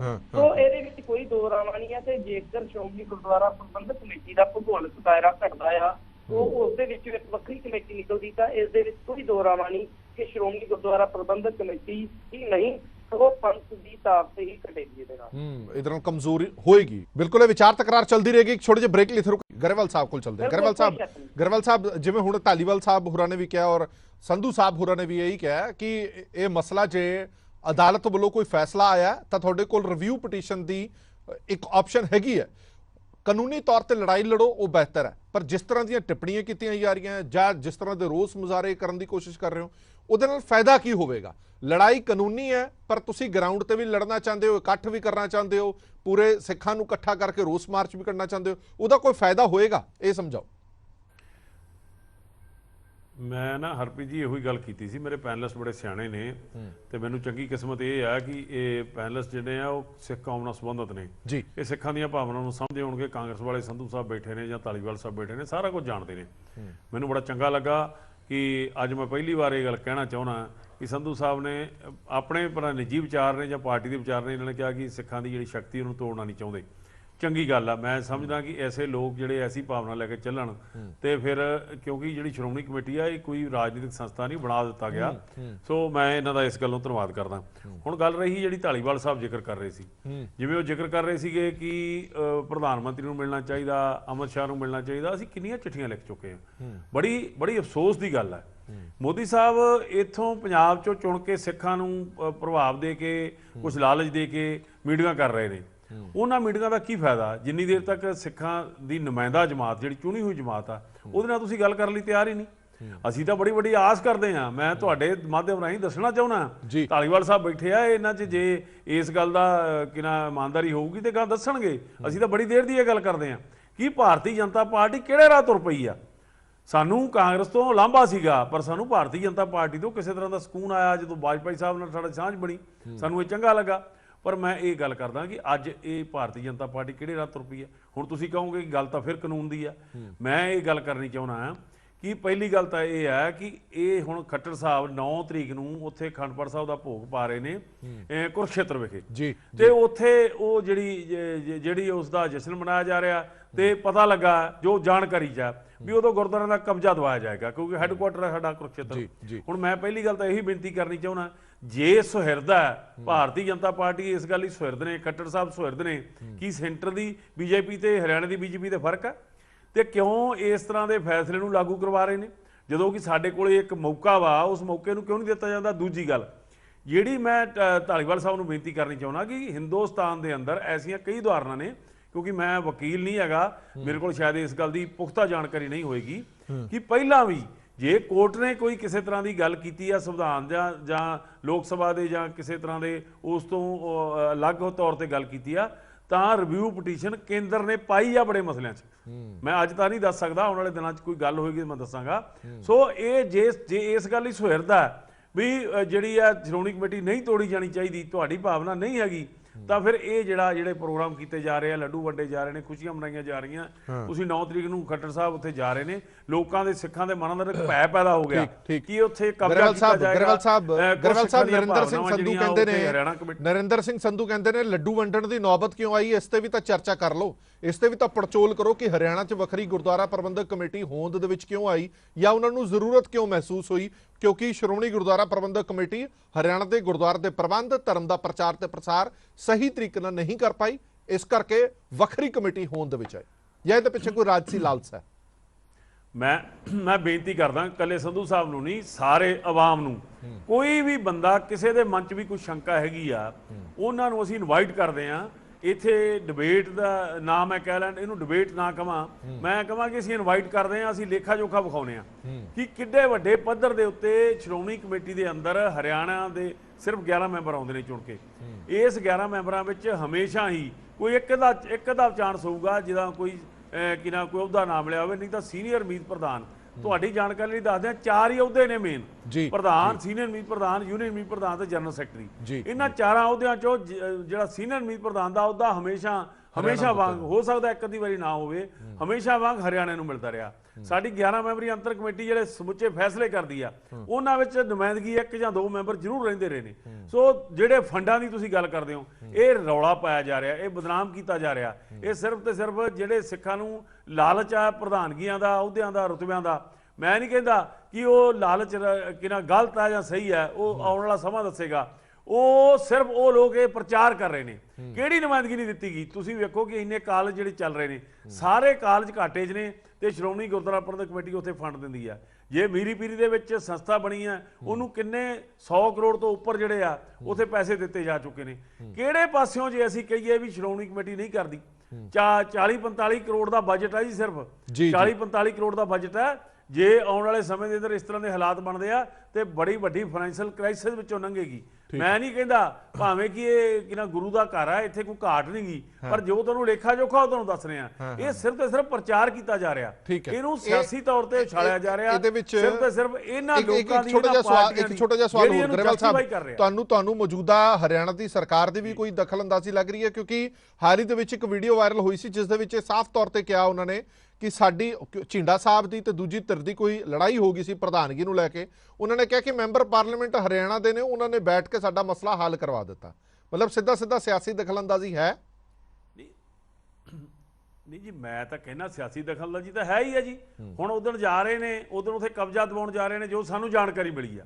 ਇਹ ਨਾ ਹੋਵੇ ਤਾਂ ਚੰਗੀ ਗੱਲ ਆ, ਪਰ ਦੇਖੋ ਜੇ ਇਹ ਗੱਲ ਸਮਝਦੇ ਨੇ, ਜੇ ਕਾਂਗਰਸ ਦੇ ਪ੍ਰਵਕਤਾ ਇੱਥੇ ਇਹ ਗੱਲ ਕਹਿ ਰਹੇ ਨੇ ਕਿ ਅਸੀਂ ਸਿੱਖਾਂ ਦੀ ਜਿਹੜੀ ਸ਼ਕਤੀ ਆ ਉਹਨੂੰ ਤੋੜਨ ਦੇ ਵਿੱਚ ਵਿਸ਼ਵਾਸ ਨਹੀਂ ਰੱਖਦੇ, ਤੇ ਇਹ ਚੰਗੀ ਗੱਲ ਹੈ। ਤੇ ਕੀ ਭਾਰਤੀ ਜਨਤਾ ਪਾਰਟੀ ਹੁਣ ਇਸ ਗੱਲ 'ਚ ਵਿਸ਼ਵਾਸ ਨਹੀਂ ਦਵਾ ਸਕਦੀ ਕਿ ਜੇ ਸਾਡੇ ਕੋਲ ਕਾਨੂੰਨੀ ਇੱਕ ਪੱਖ ਹੈ, ਅਸੀਂ ਉਹ ਪੱਖ ਨੂੰ ਪੜਚੋਲ ਕਰ ਲਈਏ, ਉਸ ਪੱਖ ਵਾਸਤੇ ਸਾਨੂੰ ਮੌਕਾ ਦਿੱਤਾ ਜਾਵੇ। ਕਿਉਂ ਸਿੱਖਾਂ ਨੂੰ ਆਪਸ ਵਿੱਚ ਪੜਾਇਆ ਜਾ ਰਿਹਾ? ਹਾਂਜੀ, ਧਾਲੀਵਾਲ ਸਾਹਿਬ ਤੋਂ ਜਵਾਬ ਲੈਂਦੇ ਆ। ਧਾਲੀਵਾਲ ਸਾਹਿਬ, ਸਿੱਖਾਂ ਦੇ ਅੰਦਰੂਨੀ ਮਸਲੇ, ਸਿੱਖਾਂ ਦੇ ਨਹੀਂ, ਕਿਸੇ ਵੀ ਧਾਰਮਿਕ ਸੰਸਥਾ ਦੇ ਜਾਂ ਧਰਮ ਦੇ ਅੰਦਰੂਨੀ ਮਸਲਿਆਂ ਦੇ ਵਿੱਚ ਸਿਆਸੀ ਦਖਲਅੰਦਾਜ਼ੀ ਇਹ ਕਹਿੰਦੇ ਨਹੀਂ ਹੋਣੀ ਚਾਹੀਦੀ। ਨਰਿੰਦਰ ਸਿੰਘ ਸੰਧੂ ਹੋਰਾਂ ਨੇ ਕਿਹਾ ਕਿ ਅਸੀਂ ਕਿਸੇ ਤਰ੍ਹਾਂ ਦੀ ਦਖਲਅੰਦਾਜ਼ੀ ਨਹੀਂ ਕਰਦੇ। ਚੰਗੀ ਗੱਲ ਕਹੀ। ਫਿਰ ਹਰਿਆਣਾ ਸਰਕਾਰ ਕਿਉਂ ਦਖਲਅੰਦਾਜ਼ੀ ਕਰ ਰਹੀ ਹੈ? ਧਾਲੀਵਾਲ ਸਾਹਿਬ ਦੇਖੋ, ਮੈਂ ਪਹਿਲਾਂ ਜਿਹੜੀ ਗਰੇਵਾਲ ਸਾਹਿਬ ਨੇ ਗੱਲ ਕਹੀ ਹੈ, ਮੈਂ ਉਸ ਗੱਲ ਦੇ ਜਵਾਬ ਤੇ ਜ਼ਰੂਰ ਕਹਿਣਾ ਚਾਹੁੰਦਾ ਕਿ ਗਰੇਵਾਲ ਸਾਹਿਬ, ਜਿਹੜੀ ਵੀ ਅੱਜ ਮਾਨਯੋਗ ਸੁਪਰੀਮ ਕੋਰਟ ਨੇ ਫੈਸਲਾ ਕੀਤਾ ਹੈ, ਉਹ ਸਿੱਖਾਂ ਦੇ ਬਨਾਮ ਸਿੱਖਾਂ ਦਾ ਹੀ ਫੈਸਲਾ ਹੈ। ਉਹ ਕੋਈ ਦੂਜੇ ਪਾਸੇ ਮੁਸਲਮਾਨ ਨਹੀਂ ਹੈਗੇ, ਨਾ ਹੀ ਦੂਜੇ ਪਾਸੇ ਕੋਈ ਕ੍ਰਿਸਚਨ ਹੈ, ਤੇ ਨਾ ਹੀ ਕੋਈ ਦੂਜੇ ਪਾਸੇ ਮੱਥੇ ਰੰਗੜ ਦੀ ਕੋਈ ਲਾਦ ਹੈ ਜਿਹਨੂੰ ਆਪਾਂ ਕਹਿ ਦਈਏ ਵੀ ਭਾਈ ਉਧਰ ਵੀ ਸਿੱਖ ਹੈ ਤੇ ਉਧਰ ਵੀ ਸਿੱਖ ਹੀ ਹੈ। ਤਾਂ ਜੇ ਇਹ ਡੈਮੋਕ੍ਰੈਟਿਕਲੀ ਆਪਣਾ ਸੰਵਿਧਾਨ ਹੈ, ਡੈਮੋਕ੍ਰੈਟਿਕਲੀ ਆਪਾਂ ਚੁਣਨਾ, ਜੇ ਉਹਨਾਂ ਲੋਕਾਂ ਦੀ ਮੰਸ਼ਾ ਹੈ ਕਿ ਸਾਨੂੰ ਜਿਹੜਾ ਹੈਗਾ ਸਾਡਾ ਇਸ ਸਟੇਟ ਦਾ ਅਲੱਗ ਦਿੱਤਾ ਜਾਵੇ, ਤੇ ਅਸੀਂ ਇਹ ਕਹਿੰਦੇ ਆ ਕਿ ਨਹੀਂ, ਕਿਉਂਕਿ ਆਪਾਂ ਮੋਰਚਾ ਲਾ ਕੇ ਪੰਜਾਬੀ ਬੋਲਦਾ ਜਿਹੜਾ ਇਹ ਇਲਾਕਾ ਹੈ, ਪਹਿਲਾਂ ਪੰਜਾਬ ਤਾਂ ਇਕੱਠਾ ਹੀ ਸੀ ਸਾਰਾ ਜੀ, ਤੇ ਮੇਰੇ ਖਿਆਲ ਸ਼੍ਰੋਮਣੀ ਕਮੇਟੀ ਸ਼੍ਰੋਮਣੀ ਅਕਾਲੀ ਦਲ ਹੀ ਮੂਹਰੇ ਸੀ ਸਾਰਿਆਂ ਤੋਂ, ਸਾਰੇ ਅਕਾਲੀ ਦਲ, ਕਿ ਅਸੀਂ ਪੰਜਾਬ ਜਿਹੜਾ ਜੀ ਉਹ ਅੱਡ ਲੈਣਾ। ਤਾਂ ਅੱਜ ਉਹ ਕਹਿ ਰਹੇ ਆ, ਉਹ ਕਹਿੰਦੇ ਜੀ ਸਾਨੂੰ ਜਿਹੜੀ ਕਮੇਟੀ ਅੱਡ ਦੇ ਦਿਓ, ਤਾਂ ਕੋਰਟ ਨੇ ਉਹਨਾਂ ਦੇ ਹੱਕ 'ਚ ਫੈਸਲਾ ਕਰਤਾ। ਹੁਣ ਜਿਹੜੀ ਸਰਕਾਰ ਆ ਮੌਕੇ ਦੀ, ਭਾਵੇਂ ਤਾਂ ਉਹ ਭਾਜਪਾ ਦੀ ਹੈ ਭਾਵੇਂ ਕਾਂਗਰਸ ਦੀ ਹੈ, ਉਹਨੇ ਆਪਦੇ ਸੂਬੇ ਦੇ ਸਿੱਖਾਂ ਨੂੰ ਨਾਲ ਰੱਖਣਾ, ਉਹਨਾਂ ਦੀਆਂ ਭਾਵਨਾਵਾਂ ਨੂੰ ਦੇਖਣਾ ਤੇ ਉਹਦੇ ਮੁਤਾਬਕ ਫੈਸਲੇ ਲੈਣੇ ਆ। ਹੁਣ ਜਿਹੜੀ ਪੰਜਾਬ ਦੀ ਸਰਕਾਰ ਆ ਉਹਨੇ ਵੀ ਪੰਜਾਬ ਦੇ ਮੁਤਾਬਕ ਲੈਣੇ ਤੇ ਦਿੱਲੀ ਦੀ ਕਮੇਟੀ ਦੇ ਸਿੱਖਾਂ ਨੂੰ ਉਹਨਾਂ ਨੂੰ ਦੇਖ ਕੇ ਲੈਣਾ। ਔਰ ਉੱਥੇ ਡੈਮੋਕ੍ਰੇਸੀ ਹੈ। ਜੇ ਸ਼੍ਰੋਮਣੀ ਅਕਾਲੀ ਦਲ ਬਾਦਲ ਉੱਥੇ ਲੜਨਾ ਚਾਹੂਗਾ ਮਾਨਯੋਗ ਸੁਪਰੀਮ ਕੋਰਟ ਦੇ ਅਨੁਸਾਰ ਵੀ, ਤਾਂ ਉੱਥੇ ਕਿਹੜਾ ਤੁਸੀਂ ਉਹ ਆਪਦੇ ਬੰਦੇ ਨਹੀਂ ਖੜੇ ਕਰ ਸਕਦੇ, ਤਾਂ ਤੁਹਾਡੇ ਬੰਦੇ ਚੁਣ ਕੇ ਹਾਂਜੀ ਗਰੇਵਾਲ ਸਾਹਿਬ ਧਾਲੀਵਾਲ ਸਾਹਿਬ ਕਹਿ ਰਹੇ ਨੇ ਕਿ ਉਹ ਦੂਜੇ ਪਾਸੇ ਵੀ ਤਾਂ ਸਿੱਖ ਹੀ ਨੇ, ਉਹ ਕਿਹੜਾ ਕਮੇਟੀ ਕਿਸੇ ਹੋਰ ਨੂੰ ਦੇਤੀ। ਬੜੀ ਸੋਹਣੀ ਗੱਲ ਕਰ ਰਹੇ ਨੇ ਧਾਲੀਵਾਲ ਸਾਹਿਬ, ਪਰ ਮੈਂ ਇੱਕ ਬੇਨਤੀ ਕਰਨੀ ਚਾਹੁੰਦਾ, ਸਿਰਫ ਤੇ ਸਿਰਫ ਪੱਖ ਨਾ ਲਓ ਤੁਸੀਂ। ਮੈਂ ਤੁਹਾਡੇ ਤੋਂ ਬੜੀ ਚੰਗੀ ਆਸ ਕਰਦਾ ਕਿ ਤੁਸੀਂ ਚੰਗੀ ਗੱਲ ਕਰੋਗੇ। ਤੁਹਾਡੇ ਪ੍ਰਧਾਨ ਮੰਤਰੀ ਤਾਂ ਇੱਕ ਦੇਸ਼, ਇੱਕ ਭਾਸ਼ਾ, ਇੱਕ ਟੈਕਸ, ਇੱਕ ਫਲਾਨਾ, ਇੱਕ ਉਹ ਕਰਨ ਜਾ ਰਹੇ ਹੋ। ਹੁਣ ਤੁਸੀਂ ਜੇ ਇਹ ਗੱਲ ਕਹੋ ਕਿ ਇਹ ਸ਼੍ਰੋਮਣੀ ਕਮੇਟੀ ਦਾ ਇੱਕ ਸੰਸਥਾ ਹੈ, ਕੋਈ ਛੋਟੀ ਜਿਹੀ ਗੱਲ ਨਹੀਂ ਹੈ, ਇਹਨੂੰ ਤੁਸੀਂ ਵੰਡ ਦਿਓਗੇ, ਇਹਦਾ ਮਤਲਬ ਤੁਸੀਂ ਕੱਲ ਨੂੰ ਜ਼ਿਲ੍ਹਿਆਂ ਵਿੱਚ ਵੀ ਸ਼੍ਰੋਮਣੀ ਕਮੇਟੀ ਬਣਾ ਦਿਓ। ਇਦਾਂ ਨਾ ਕਰੋ। ਇਹ ਇੱਕ ਕੁਰਬਾਨੀਆਂ ਤੋਂ ਬਾਅਦ ਆਈ ਪਾਰਟੀ ਆ। ਆਪਾਂ ਇਉਂ ਕਰਦੇ ਆ, ਚਲੋ ਆਪਾਂ ਇਦਾਂ ਕਰਦੇ ਆ, ਹਿੰਦੁਸਤਾਨ ਨੂੰ 4-5 ਹਿੱਸਿਆਂ 'ਚ ਵੰਡ ਦਿੰਦੇ ਆ ਤੇ ਆਪਾਂ ਉਹਨਾਂ ਹਿੱਸਿਆਂ 'ਚ ਵੱਖਰੀਆਂ ਪਾਰਲੀਮੈਂਟਾਂ ਬਣਾ ਦਿੰਦੇ ਆ ਤੇ ਵੱਖਰੇ ਆਪਾਂ ਪ੍ਰਧਾਨ ਮੰਤਰੀ ਬਣਾ ਦਿੰਦੇ ਆ। ਜੇ ਇਸ ਗੱਲ ਨਾਲ ਲੱਗਦਾ ਕਿ ਉਹਨਾਂ ਲੋਕਾਂ ਨੂੰ ਹੱਕ ਕਿਉਂ ਨਹੀਂ ਦਿੱਤਾ ਜਾਂਦਾ, ਹੁਣ ਕੀ ਇਕੱਲੇ ਗੁਜਰਾਤ ਨੂੰ ਹੱਕ ਆ ਵੀ ਮੋਦੀ ਸਾਹਿਬ ਵੀ ਪ੍ਰਧਾਨ ਮੰਤਰੀ ਬਣ, ਤੇ ਦੂਜੀ ਸਟੇਟਾਂ ਨੂੰ ਵੀ ਚਾਹੀਦਾ ਜੀ ਹੱਕ, ਸਾਰਿਆਂ ਨੂੰ ਹੱਕ ਦੇਣਾ ਚਾਹੀਦਾ। ਦੂਜੀ ਮੈਂ ਗੱਲ ਕਹਿ ਦਿਆਂ ਕਲੀਅਰ, ਡਿਮਾਂਡ ਤਾਂ ਧਾਲੀਵਾਲ ਸਾਹਿਬ ਅੱਜ ਖਾਲਿਸਤਾਨ ਦੀ ਵੀ ਕੀਤੀ ਜਾ ਰਹੀ ਹੈ, ਫਿਰ ਖਾਲਿਸਤਾਨ ਵੀ ਦੇ ਦਿਓ। ਖਾਲਿਸਤਾਨ ਦੀ ਮੰਗ ਵੀ ਤਾਂ ਸਿੱਖ ਹੀ ਕਰ ਰਹੇ ਨੇ, ਫਿਰ ਆਪਾਂ ਨੂੰ ਖਾਲਿਸਤਾਨ ਵੀ ਦੇ ਦੇਣਾ ਚਾਹੀਦਾ। ਮੇਰੀ ਸੁਣ ਗੱਲ ਪੂਰੀ ਕਰ ਲੈਣ, ਮੈਂ ਸਤਿਕਾਰ ਕਰਦਾ ਜੀ। 2014 ਤੋਂ ਬਾਅਦ ਇਲੈਕਸ਼ਨ ਹੋਈ, ਉਸ ਇਲੈਕਸ਼ਨ ਦੇ ਵਿੱਚ ਇਸ ਗੱਲ ਦੇ ਵਿਰੋਧ ਦੇ ਵਿੱਚ 11 ਦੇ 11 ਮੈਂਬਰ ਜਿੱਤ ਕੇ ਆਏ। ਇਸ ਗੱਲ ਦੇ ਵਿਰੋਧ ਜਿੱਤ ਕੇ ਆਏ ਕਿ ਜਿਹੜੀ ਕਮੇਟੀ ਸ਼੍ਰੋਮਣੀ ਕਮੇਟੀ ਭੰਗ ਕੀਤੀ ਜਾ ਰਹੀ ਆ, ਉਸ ਦੇ ਜਵਾਬ ਦੇ ਵਿੱਚ ਇਹ ਬੈਠੇ ਨੇ ਧਾਲੀਵਾਲ ਸਾਹਿਬ, ਇਸ ਗੱਲ ਦਾ ਜ਼ਿਕਰ ਕਰ ਲੈਣ। ਸਿੱਖਾਂ ਦਾ ਕਿੱਡਾ ਵੱਡਾ ਸਮਰਥਨ ਹੈ। ਸੋ ਤੁਸੀਂ ਉੱਥੇ ਇੱਕ ਪ੍ਰਭਾਵ ਬਣਾ ਕੇ, ਇੱਕ ਸ਼ੋਅ ਅਪ ਕਰਕੇ, ਸਰਕਾਰੀ ਪ੍ਰਭਾਵ ਦੇ ਕੇ ਜੇ ਇਹ ਗੱਲ ਕਹੋਗੇ ਕਿ ਇਹ ਜਿਹੜੇ ਸਿੱਖ ਨੇ, ਕੀ ਜਿਹੜੇ ਸਾਡੇ ਨਾਲ ਅਸੀਂ ਮੁਸਲਮਾਨ ਆ, ਕੀ ਉਹਨਾਂ ਨੂੰ ਅਸੀਂ ਮਾਣ ਨਹੀਂ ਦਿੰਦੇ, ਸਤਿਕਾਰ ਨਹੀਂ ਦਿੰਦੇ? ਇੱਕ ਸੰਸਥਾ ਤੋੜ ਰਹੇ ਹੋ। ਤੁਸੀਂ ਤਾਂ ਜੋੜਨ ਦੀ ਗੱਲ ਕਰੋ, ਜੇ ਜੋੜ ਨਹੀਂ ਸਕਦੇ ਤਾਂ ਤੋੜੋ ਨਾ। ਸੋ ਬੇਨਤੀ ਇਹ ਕਰਦੇ ਆ ਧਾਲੀਵਾਲ ਸਾਹਿਬ 30 ਸੈਕਿੰਡ ਤੁਹਾਨੂੰ, ਬਾਕੀ ਮਹਿਮਾਨਾਂ ਤੋਂ ਫਿਰ ਇਹ ਸ਼ਕਤੀ ਦਾ ਮੈਂ ਚਲੋ ਜਵਾਬ ਲੈ ਲਈਏ ਨਾ ਧਾਲੀਵਾਲ ਸਾਹਿਬ ਤੋਂ। ਹਾਂਜੀ ਧਾਲੀਵਾਲ ਸਾਹਿਬ, ਮੈਂ ਗਰੇਵਾਲ ਸਾਹਿਬ ਦਾ ਬਹੁਤ ਸਤਿਕਾਰ ਕਰਦਾ। ਮੈਂ ਉਹਨਾਂ ਨੂੰ ਇਹੀ ਗੱਲ ਗਰੇਵਾਲ ਸਾਹਿਬ ਤੁਹਾਡਾ ਮੂਹਰੇ ਰੱਖਣੀ ਚਾਹੁੰਦਾ ਕਿ ਦੇਖੋ, ਜਿੱਥੋਂ ਤੱਕ ਤੁਸੀਂ ਕਬਜ਼ਿਆਂ ਦੀ ਗੱਲ ਕਰਦੇ ਹੋ, ਸਰਕਾਰਾਂ ਨੇ ਕਬਜ਼ੇ ਨਹੀਂ ਕਿਸੇ ਨੇ ਦਿਵਾਉਣੇ। ਸਰਕਾਰ ਤਾਂ ਜਿਹੜਾ ਹੈਗਾ, ਜੇ ਕੋਈ ਬੁਲਾਉਂਦਾ ਆ ਮੁੱਖ ਮੰਤਰੀ ਨੂੰ, ਭਾਵੇਂ ਉੱਥੇ ਤੁਸੀਂ ਬੁਲਾ ਲਓ ਭਾਵੇਂ ਦੂਜੀ ਧਿਰ ਬੁਲਾ ਲਏ, ਉਹਨੇ ਜਾਣਾ ਹੀ ਜਾਣਾ, ਕਿਉਂਕਿ ਧਾਰਮਿਕ ਮਾਮਲਿਆਂ ਦੇ ਅੰਦਰ ਅਸੀਂ ਦਖਲ ਨਹੀਂ ਕਰਨਾ ਚਾਹੁੰਦੇ। ਪਰ ਜੇ ਕੋਈ ਧਾਰਮਿਕ ਆਗੂ ਬੁਲਾਉਂਦਾ ਹੈ ਤਾਂ ਸਾਰੇ ਉਸ ਤਬਕੇ ਦੇ, ਉਸ ਕਮਿਊਨਿਟੀ ਦੇ ਲੋਕਾਂ ਦੇ ਧਿਆਨ ਨੂੰ ਰੱਖਦੇ ਜਾਂਦੀਆਂ ਸਰਕਾਰਾਂ ਦੇ ਸਾਰੇ ਲੀਡਰ ਹੀ ਜਾਂਦੇ ਆ। ਹੁਣ ਆਪਣੇ ਇੱਥੇ ਬੁੱਢਾ ਦਲ ਦੇ ਤੇ ਆਪਣੀ ਸ਼੍ਰੋਮਣੀ ਕਮੇਟੀ ਦੇ ਪੰਜਾਬ ਦੇ ਵਿੱਚ ਵੀ ਬੜੇ ਹੋਏ, ਕਈ ਝਗੜੇ ਵੀ ਹੋਏ, ਬੜਾ ਕੁਝ ਹੋਇਆ। ਸਾਡੇ ਕੋਟਕਪੂਰੇ ਵੀ ਗੁਰਦੁਆਰਾ ਸਾਹਿਬ ਦਾ ਟੇਕ ਓਵਰ ਹੋਇਆ। ਠੀਕ ਹੈ तो सरकार ने साथ श्रोमणी कमेटी का दिता क्योंकि वो इलेक्टेड बॉडी है, कॉन्स्टिट्यूशनल बॉडी है। तो ये तो देखो सरकार तो इलेक्टेड बॉडियां नाल ते डेमोक्रेसी के अनुसार ते जो कानून के फैसले ਉਹਦੇ ਅਨੁਸਾਰ ਚੱਲਣਗੀਆਂ। ਉਹ ਕਿਸੇ ਦੀ ਜਿਵੇਂ ਸਰਕਾਰਾਂ ਹੋਣ ਭਾਵੇਂ ਠੀਕ ਹੈ ਤਾਲੀਵਾਲ ਸਾਹਿਬ ਇਹਨਾਂ ਦੇ ਕਹਿਣ ਦਾ ਭਾਵ ਇਹ ਹੈ ਕਿ ਕੇਂਦਰ 'ਚ ਵੀ ਤੁਹਾਡੀ ਸਰਕਾਰ ਹੈ, ਹਰਿਆਣਾ 'ਚ ਵੀ ਤੁਹਾਡੀ ਸਰਕਾਰ ਹੈ। ਘੱਟੋ ਘੱਟ ਇੰਨੀ ਲਿਹਾਜ਼ਦਾਰੀ ਤਾਂ ਕੀਤੀ ਜਾ ਸਕਦੀ ਹੈ ਕਿ ਜਦ ਤੱਕ ਰਿਵਿਊ ਪਟੀਸ਼ਨ ਨਹੀਂ ਪਾਉਂਦੇ ਤਦ ਤੱਕ ਕੋਈ ਕਲਾ ਕਲੇਸ਼ ਨਾ ਪਾਓ, ਤਦ ਤੱਕ ਤੁਸੀਂ ਜਿਵੇਂ ਦੀ ਸਿਚੁਏਸ਼ਨ ਹੈ ਉਵੇਂ ਬਣੀ ਰਹਿਣ ਦਿਓ। ਕਿਉਂਕਿ ਤੁਹਾਨੂੰ ਵੀ ਪਤਾ ਹੈ ਕਿ ਜੇ ਗੁਰਦੁਆਰਿਆਂ ਤੇ ਕਬਜ਼ਾ ਲੈਣ ਦੀ ਜਾਂ ਦੂਜੀ ਧਿਰ ਨੂੰ ਸਪੁਰਦਗੀ ਕਰਨ ਦੀ, ਮੈਂ ਕਬਜ਼ਾ ਹਟਾ ਦੇਣਾ, ਸਪੁਰਦਗੀ ਦਿਓਗੇ ਤਾਂ ਰੌਲਾ ਪੈ ਸਕਦਾ। ਇੰਨੀ ਤਾਂ ਲਿਹਾਜ਼ਦਾਰੀ ਹੋ ਸਕਦੀ ਹੈ ਕਿ ਇਹ ਵੀ ਨਹੀਂ ਹੋ ਸਕਦੀ।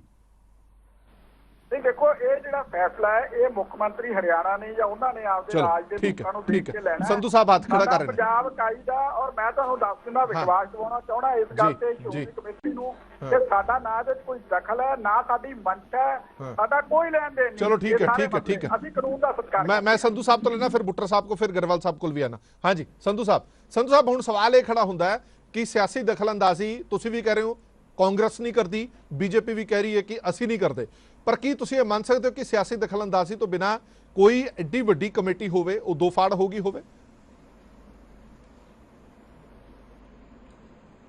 ਹਰਪ੍ਰੀਤ ਜੀ ਗੱਲ ਆ ਬਈ ਸਿਆਸੀ ਦਖਲਅੰਦਾਜ਼ੀ, 2 ਮਿੰਟ ਮੇਰੀ ਗੱਲ ਸੁਣ ਲਿਓ, ਮੈਂ ਆਰਾਮ ਜੀ ਪਲੀਜ਼।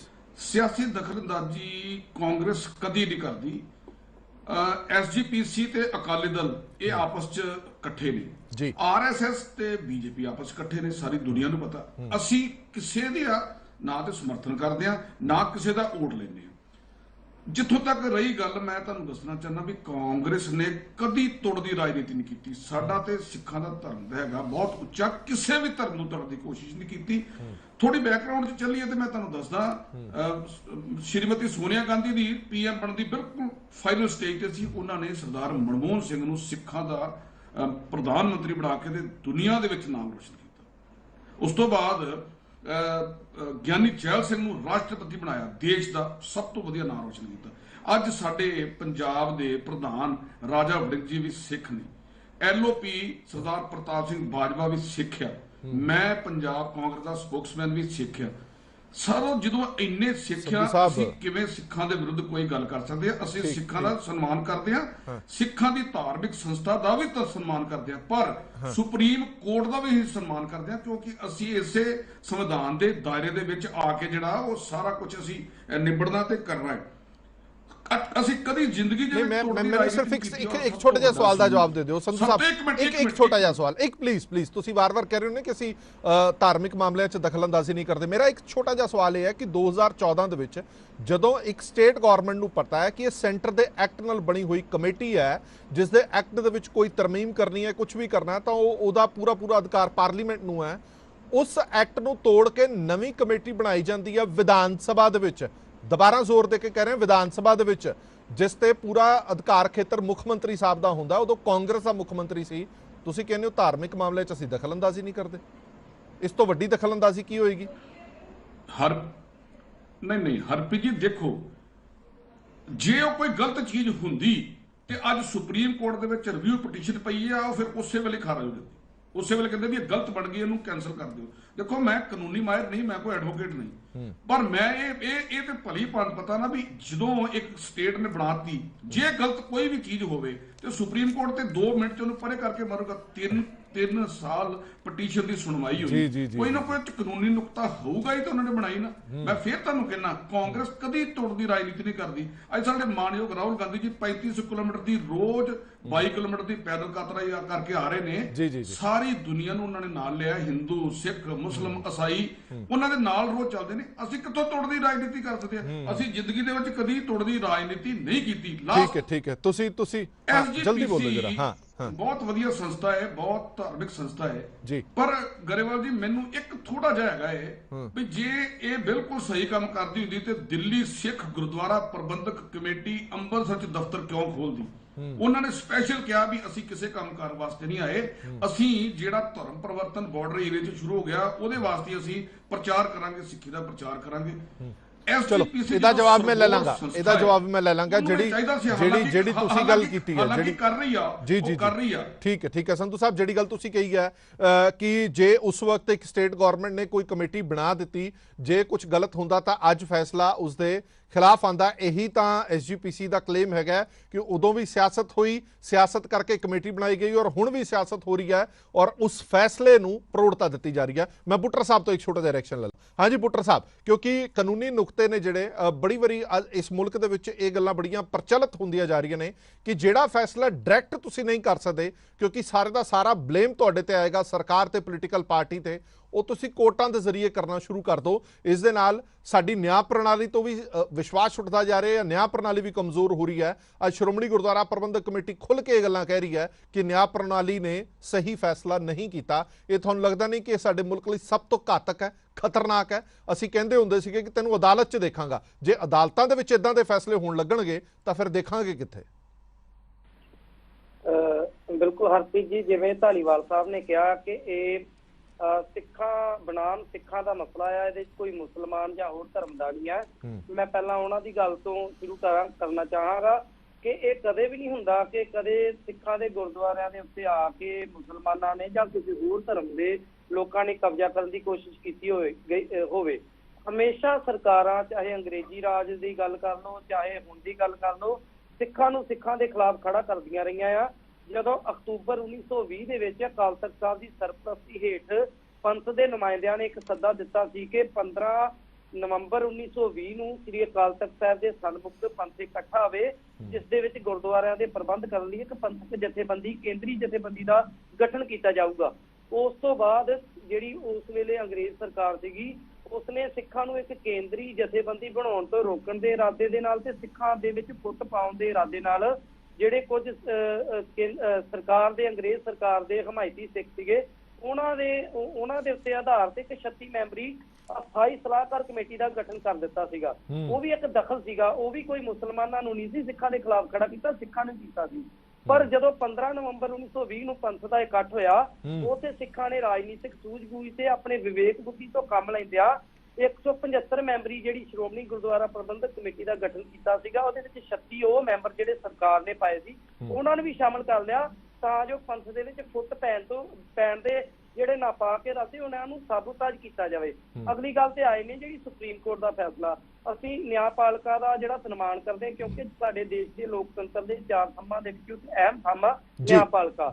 ਪਰ ਜਦੋਂ ਵੀ ਲੋਕਾਂ ਦੀ ਸਮੂਹਿਕ ਮਾਨਸਿਕਤਾ ਔਰ ਲੋਕਾਂ ਦੀਆਂ ਭਾਵਨਾਵਾਂ ਦੇ ਉਲਟ ਕੋਈ ਨਾ ਕੋਈ ਫੈਸਲਾ ਅਦਾਲਤ ਰਾਹੀਂ ਆਉਂਦਾ ਤਾਂ ਇਹ ਕਿਤੇ ਨਾ ਕਿਤੇ ਬੇਵਿਸ਼ਵਾਸੀ ਤੇ ਜਿਹੜਾ ਸ਼ੱਕ ਦਾ ਜਿਹੜਾ ਉਹ ਉਪਜਣਾ ਉਹ ਸੁਭਾਵਿਕ ਆ। 1984 ਦੇ ਸਿੱਖ ਵਿਰੋਧੀ ਕਤਲੇਆਮ ਦੇ ਦੋਸ਼ੀਆਂ ਨੂੰ ਅਜੇ ਤੱਕ ਸਜ਼ਾਵਾਂ ਨਹੀਂ ਮਿਲੀਆਂ। ਸ੍ਰੀ ਗੁਰੂ ਗ੍ਰੰਥ ਸਾਹਿਬ ਜੀ ਦੀ ਬੇਅਦਬੀ ਹੋਈ, ਗਲੀਆਂ ਦੇ ਵਿੱਚ ਉਹਨਾਂ ਦੇ ਪਾਵਨ ਪੱਤਰੇ ਰੋਲੇ ਗਏ, ਰੂੜੀਆਂ ਤੇ ਸੁੱਟੇ ਗਏ, ਅਜੇ ਤੱਕ ਦੋਸ਼ੀਆਂ ਦੇ ਜਿਹੜਾ ਥਹੁ ਪਤਾ ਜਿਹੜੀ ਆ ਉਹ ਨਿਆਂਪਾਲਿਕਾ ਨਹੀਂ ਲਗਾ ਸਕੀ। ਪਰ ਦੂਜੇ ਪਾਸੇ ਸ਼੍ਰੋਮਣੀ ਗੁਰਦੁਆਰਾ ਪ੍ਰਬੰਧਕ ਕਮੇਟੀ ਦਾ ਜਿਹੜਾ ਇਹ ਦਾਇਰਾ ਸੀਗਾ, ਅਸੀਂ ਮੰਨਦੇ ਹਾਂ ਕਿ ਹਰਿਆਣਾ ਦੇ ਸਿੱਖਾਂ ਦੇ ਕੁਝ ਗਿਲੇ ਸ਼ਿਕਵੇ ਜਾਇਜ਼ ਸੀਗੇ। ਪੰਜਾਬ ਦੀ ਸਿੱਖ ਲੀਡਰਸ਼ਿਪ ਨੇ ਉਹਨਾਂ ਦੇ ਨਾਲ ਜਿਹੜਾ ਵਾ ਉਹ ਬਿਲਕੁਲ ਪੂਰਨ ਰੂਪ ਦੇ ਵਿੱਚ ਸਹੀ ਰਾਬਤਾ ਨਹੀਂ ਸੀ, ਉਹਨਾਂ ਦੇ ਕੁਝ ਗਿਲੇ ਸ਼ਿਕਵੇ ਸਨ ਪਰ ਉਹਦੇ ਵਿੱਚ ਲੀਡਰਸ਼ਿਪ ਸਾਡੀ ਸਮੁੱਚੀ ਲੀਡਰਸ਼ਿਪ ਵੀ ਨਾਕਾਮ ਰਹੀ ਉਹਨਾਂ ਗਿਲੇ ਸ਼ਿਕਵਿਆਂ ਨੂੰ ਦੂਰ ਕਰਨ 'ਚ। ਪਰ ਸਰਕਾਰ ਨੂੰ ਜਿੱਥੋਂ ਤੱਕ ਸਰਕਾਰ ਦਾ ਸਰੋਕਾਰ ਆ, ਸਰਕਾਰ ਨੂੰ ਚਾਹੀਦਾ ਸੀਗਾ ਕਿ ਇਹ ਧਾਰਮਿਕ ਮਾਮਲਿਆਂ ਦੇ ਵਿੱਚ ਦਖਲ ਨਾ ਦਿੰਦੀ। ਦੁਨੀਆ ਦੇ ਵਿੱਚ ਸਾਰੇ ਧਰਮਾਂ ਦੇ ਧਾਰਮਿਕ ਸਥਾਨ ਆ, ਈਸਾਈਆਂ ਦੇ, ਸਿੱਖਾਂ ਦੇ, ਬੁੱਧੀਆਂ ਦੇ, ਜੈਨਾਂ ਦੇ, ਮੁਸਲਮਾਨਾਂ ਦੇ, ਹਿੰਦੂਆਂ ਦੇ, ਪਰ ਕਿਸੇ ਧਰਮ ਦੇ ਧਾਰਮਿਕ ਸਥਾਨਾਂ ਦੇ ਵਿੱਚ ਕਦੇ ਤੁਸੀਂ ਕਿਸੇ ਸਰਕਾਰ ਜਾਂ ਅਦਾਲਤ ਨੂੰ ਦਖਲ ਦਿੰਦਾ ਵੇਖਿਆ? ਫਿਰ ਸਿੱਖਾਂ ਦੇ ਮਾਮਲਿਆਂ 'ਚ ਹੀ ਕਿਉਂ? ਇਸ ਕਰਕੇ ਇਹ ਜਿਹੜਾ ਸ਼ੰਕਾ ਉਪਜਣਾ ਉਹ ਸੁਭਾਵਿਕ ਆ। ਨਿਆਂਪਾਲਿਕਾ ਨੂੰ ਜਿਹੜਾ ਵਾ ਉਹ ਸਿੱਖਾਂ ਨੂੰ ਨਿਆਂ ਦੇ ਕੇ ਚਲੋ ਮੇਰੇ ਕੋ ਸਮਾਂ ਘੱਟ ਹੈ ਐਡਵੋਕੇਟ ਕਵਲਜੀਤ ਸਿੰਘ ਹੋਰਾਂ ਕੋਲ ਚਲਦੇ ਆ। ਮੈਂ 30 ਸੈਕਿੰਡ ਐਡਵੋਕੇਟ ਸਾਹਿਬ ਨੂੰ ਜ਼ਰੂਰ ਦਾਂਗਾ। ਐਡਵੋਕੇਟ ਸਾਹਿਬ, ਕਿੰਨੇ ਕੁ ਚਾਂਸਸ ਰਿਵਿਊ ਪਟੀਸ਼ਨ ਦੇ ਤੁਹਾਨੂੰ ਪੋਜ਼ਿਟਿਵ ਨਜ਼ਰ ਆਉਂਦੇ ਨੇ ਕਿ ਰਿਵਿਊ ਪਟੀਸ਼ਨ ਪਾਈ ਜਾਏਗੀ, ਉਸ ਤੋਂ ਬਾਅਦ ਸਾਰਥਕ ਕੋਈ ਨਤੀਜਾ ਆ ਸਕਦਾ? ਮੈਂ ਬਹੁਤ ਹੋਪਫੁਲ ਹਾਂ ਜੀ ਕਿ ਇਹ ਰਿਵਿਊ ਪਟੀਸ਼ਨ ਕਾਫੀ ਮੁੱਦੇ ਨੇ ਇਸ ਜੱਜਮੈਂਟ ਨੇ ਜਿਹੜੇ ਡਿਸਕਸ ਨਹੀਂ ਕੀਤੇ ਜੀ। ਤੁਹਾਡੇ ਸਾਰੇ ਬੁਲਾਰਿਆਂ ਨੇ ਇਹਦੀ ਬੈਕਗ੍ਰਾਉਂਡ ਦੱਸੀ, ਇਹਦਾ ਪਿਛੋਕੜ ਦੱਸਿਆ ਵੀ ਕਿੰਨੀਆਂ ਸਿੱਖਾਂ ਨੇ ਇਹਦੇ ਕੁਰਬਾਨੀਆਂ ਦਿੱਤੀਆਂ ਤਾਂ ਇਹ ਸਿੱਖ ਗੁਰਦੁਆਰਾ ਐਕਟ ਆਇਆ, ਕਿਵੇਂ ਮਸੰਦਾਂ ਕੋਲ ਰਿਹਾ, ਮਹੰਤਾਂ ਕੋਲ ਰਿਹਾ, ਉਹ ਸਾਰੀਆਂ ਗੱਲਾਂ ਬੈਕਗ੍ਰਾਉਂਡ ਵਾਲੀਆਂ ਉਹੀ ਇੱਕ ਆਬਜੈਕਟ ਐਂਡ ਰੀਜ਼ਨਸ ਬਣਦੇ ਨੇ ਕਿਸੇ ਵੀ ਕਾਨੂੰਨ ਨੂੰ ਹੋਂਦ ਵਿੱਚ ਲਿਆਉਣ ਦੇ ਲਈ ਜੀ। ਸੋ ਜਦ ਤੱਕ ਤੁਸੀਂ ਉਹ ਪ੍ਰੋਪਰਲੀ ਉਹਦੇ ਆਬਜੈਕਟਸ ਔਰ ਰੀਜ਼ਨਸ ਕੋਰਟਸ ਕੋਲ ਨਹੀਂ ਦੱਸਦੇ, ਇਹ ਕਈ ਵਾਰੀ ਉੱਚੀ ਨੀਵੀਂ ਗਲਤੀ ਹੋ ਜਾਂਦੀ ਹੈ ਕਚਹਿਰੀਆਂ ਤੋਂ। ਇਹਨੂੰ ਕੋਈ ਪੋਲੀਟੀਕਲ ਸ਼ੇਪ ਦੇਣਾ ਜਾਂ ਇਹਨੂੰ ਕੋਈ ਪੋਲੀਟੀਕਲ ਕਲਰ ਦੇਣਾ ਉਹ ਜ਼ਿਆਦਾ ਸ਼ੋਭਾ ਨਹੀਂ ਦਿੰਦਾ। ਸਾਨੂੰ ਜੁਡੀਸ਼ੀਅਲ ਜੋ ਇਹਦਾ ਸਾਡੇ ਕੋਲ ਇਹਦਾ ਹੋਰ ਰਸਤਾ ਹੈਗਾ ਉਹਨੂੰ ਅਪਣਾਉਣਾ ਚਾਹੀਦਾ। ਔਰ ਮੇਰੇ ਹਿਸਾਬ ਦੇ ਨਾਲ ਇਹਦੇ ਵਿੱਚ ਰਿਵਿਊ ਦੇ ਬਹੁਤ ਐਸੇ ਮੁੱਦੇ ਨੇ ਕਿਉਂਕਿ ਸੁਪਰੀਮ ਕੋਰਟ ਜਿਸ ਪੁਆਇੰਟ ਦੇ ਉੱਤੇ ਅੱਗੇ ਚੱਲੀ ਹੈ ਕਿ ਇਹ ਸਿਰਫ ਜਿਹੜੀ ਐਸਜੀਪੀਸੀ ਐਕਟ ਬਣਿਆ ਸੀਗਾ ਇਹ ਪੰਜਾਬ ਦੇ ਲਈ ਬਣਿਆ ਸੀ, ਇਹ ਪਹਿਲਾਂ ਸ਼ੁਰੂਆਤ ਹੀ ਤੋਂ ਗਲਤ ਹੋ ਰਹੀ ਹੈ ਮੇਰੇ ਹਿਸਾਬ ਦੇ ਨਾਲ। ਇਹ ਸਿਰਫ ਪੰਜਾਬ ਦੇ ਲਈ ਨਹੀਂ ਸੀ ਹੈਗਾ ਸਿੱਖ ਗੁਰਦੁਆਰਾ ਐਕਟ, ਇਹ ਟੋਟਲ ਸਮੁੱਚੀ ਸਿੱਖ ਕੌਮ ਦਾ ਐਕਟ ਸੀਗਾ। ਇਹ ਸਿੱਖ ਸ਼ਰਾਈਨਸ ਐਕਟ ਸੀ। ਇਹ ਸਿੱਖਾਂ ਨੂੰ ਮੈਨੇਜਮੈਂਟ ਕਰਨ ਦੀ, ਤਾਂ ਹੀ ਤਾਂ ਅਸੀਂ ਬਾਰ-ਬਾਰ ਕਹਿੰਦੇ ਹਾਂ ਕਿ ਸਾਡੀ ਪਾਰਲੀਮੈਂਟ ਹੈ, ਮਿਨੀ ਪਾਰਲੀਮੈਂਟ ਹੈ। ਸੋ ਇਹ ਸਿੱਖਾਂ ਦੇ ਮੁੱਦੇ ਨੂੰ ਪ੍ਰੋਪਰਲੀ ਤੇ ਸਿੱਖ ਸ਼ਰਾਈਨਸ ਦੇ ਮੁੱਦੇ ਨੂੰ ਪ੍ਰੋਪਰਲੀ ਸਾਨੂੰ ਡਿਬੇਟ ਕਰਨ ਦੀ ਲੋੜ ਹੈ, ਜਿਹੜੇ ਸ਼ਾਇਦ ਕਿਤੇ ਨਾ ਕਿਤੇ ਪ੍ਰੋਪਰਲੀ ਨਹੀਂ ਹੋਏ। ਉੱਥੇ ਬਹੁਤਾ ਮੁੱਦਾ ਜਿਹੜਾ ਚੱਲਦਾ ਰਿਹਾ ਸਾਡਾ ਉਹ ਇਸੇ ਪੁਆਇੰਟ ਤੇ ਚੱਲਦਾ ਰਿਹਾ ਕਿ ਇਹ ਐਂਟਰੀ ਜਿਹੜੀ ਹੈਗੀ ਹੈ ਰਿਲੀਜੀਅਸ ਐਂਡੋਮੈਂਟਸ ਦੀ, ਚੈਰੀਟੇਬਲ ਇੰਸਟੀਟਿਊਸ਼ਨਸ ਦੀ ਜਾਂ ਰਿਲੀਜੀਅਸ ਐਕਟ ਦੀ, ਇਹ ਯੂਨੀਅਨ ਲਿਸਟ 'ਚ ਆਉਣੀ ਚਾਹੀਦੀ ਹੈ, ਕਨਕਰੈਂਟ ਲਿਸਟ 'ਚ ਆਉਣੀ ਚਾਹੀਦੀ ਹੈ ਜਾਂ ਸਟੇਟ ਸਬਜੈਕਟ ਹੈ ਜੀ। ਮੈਂ ਕਹਿੰਦਾ ਇਸ ਤੋਂ ਉੱਪਰ ਜਦੋਂ ਤੁਸੀਂ ਇਹ ਕਹਿੰਦੇ ਹੋ ਵੀ ਇਹ ਕੋਈ ਪਾਰਟਿਕੂਲਰ ਐਕਟ ਯੂਨੀਅਨ ਲਿਸਟ ਦਾ ਸੀਗਾ ਔਰ ਸਿਰਫ ਇਹਦੇ ਪਾਰਲੀਮੈਂਟ ਹੀ ਇੰਟਰਫੇਅਰ ਕਰ ਸਕਦੀ ਸੀ, ਔਰ ਅੱਜ ਦੀ ਭਾਰਤ ਸਰਕਾਰ ਦਾ ਉੱਥੇ ਜੋ ਸਟੈਂਡ ਹੈ ਉਹ ਇਹੀ ਹੈ ਕਿ ਸਿਰਫ ਇਹਨੂੰ ਪਾਰਲੀਮੈਂਟ ਹੀ ਕਰ ਸਕਦੀ ਸੀ, ਸਰਕਾਰ ਹਰਿਆਣਾ ਸਰਕਾਰ ਜਾਂ ਕੋਈ ਵੀ ਸੂਬਾ ਸਰਕਾਰ ਨਹੀਂ ਇਹਨੂੰ ਕਰ ਸਕਦੀ ਸੀ। ਇਸ ਮੁੱਦੇ ਤੇ ਥੋੜੀ ਜਿਹੀ ਜ਼ਿਆਦਾ ਤਵੱਜੋ ਦੇਣ ਦੇ ਨਾਲ ਇਹ ਐਕਟ ਕਿਵੇਂ ਹੋਣ ਦੇ ਚਾਹਿਆ, ਇਹਨਾਂ ਦੋਨਾਂ ਮੁੱਦਿਆਂ ਨੂੰ ਕਲੱਬ ਕਰਕੇ ਕੋਈ ਐਸੀ ਗੱਲ ਨਹੀਂ ਹੈ ਕਿ ਅਸੀਂ ਸੁਪਰੀਮ ਕੋਰਟ ਨੂੰ ਰਿਵਿਊ ਦੇ ਵਿੱਚ ਕਨਵਿੰਸ ਨਹੀਂ ਕਰ ਸਕਦੇ ਕਿ ਇਹ ਸਿਰਫ ਪੰਜਾਬ ਦਾ ਮੁੱਦਾ ਨਹੀਂ ਸੀ, ਇਹ ਸਿੱਖਾਂ ਦਾ ਸਮੁੱਚੀ ਸਿੱਖ ਕੌਮ ਦਾ ਇੱਕ ਮੁੱਦਾ ਸੀ।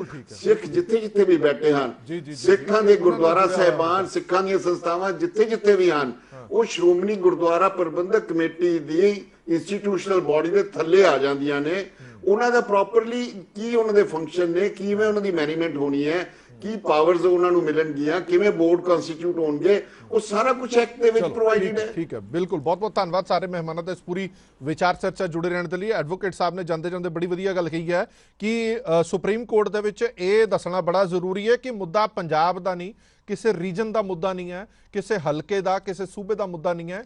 ਇਹ ਮੁੱਦਾ ਹੈਗਾ ਸਿੱਖ ਕੌਮ ਦਾ ਮੁੱਦਾ। ਇਹ ਜਿਹੜੀ ਕਮੇਟੀ ਹੈ ਇਹ ਸਿੱਖਾਂ ਦੀ ਨੁਮਾਇੰਦਗੀ ਕਰਨ ਵਾਲੀ ਕਮੇਟੀ ਹੈ, ਪੰਜਾਬ ਦੀ ਪ੍ਰਤੀਨਿਧਤਾ ਜਾਂ ਹਰਿਆਣਾ ਦੀ ਪ੍ਰਤੀਨਿਧਤਾ ਕਰਨ ਵਾਲੀ ਕਮੇਟੀ ਨਹੀਂ ਹੈਗੀ ਹੈ। ਸੋ ਰਿਵਿਊ ਪਟੀਸ਼ਨ ਪਾਉਣ ਦੇ ਨਾਲ ਬੜੇ ਸਾਰੇ ਚਾਂਸਸ ਨੇ, ਪੋਜ਼ਿਟਿਵ ਚਾਂਸਸ ਨੇ ਕਿ ਉਹ ਹੋਣਗੇ। ਪਰ ਦੂਜੇ ਪਾਸੇ ਨਾਲ ਨਾਲ ਸ਼੍ਰੋਮਣੀ ਗੁਰਦੁਆਰਾ ਪ੍ਰਬੰਧਕ ਕਮੇਟੀ ਹੈ ਉਹ ਸਿੱਖ ਕੌਮ ਨੂੰ, ਸਿੱਖ ਸੰਗਤ ਨੂੰ ਵੀ ਨਾਲ ਲੈ ਕੇ ਜਾਣਾ ਚਾਹੁੰਦੀ ਹੈ ਔਰ ਇਸੇ ਲਈ ਹੀ ਅੱਜ ਜਿਹੜੇ ਮਤੇ ਪਾਸ ਕੀਤੇ ਗਏ ਨੇ ਆਉਣ ਵਾਲੇ ਰੂਪ ਦੇ ਵਿੱਚ, ਆਉਣ ਵਾਲੇ ਦਿਨਾਂ ਦੇ ਵਿੱਚ ਉਹ ਵੱਡੇ ਰੂਪ ਦੇ ਵਿੱਚ ਸਾਹਮਣੇ ਵੀ ਆਉਣਗੇ। ਦੇਸ਼ ਦੁਨੀਆ ਦੀ ਬਾਕੀ ਖਬਰਾਂ ਲਈ ਬਣੇ ਰਹੋ PTC ਨਿਊਜ਼ ਦੇ ਨਾਲ। ਧੰਨਵਾਦ।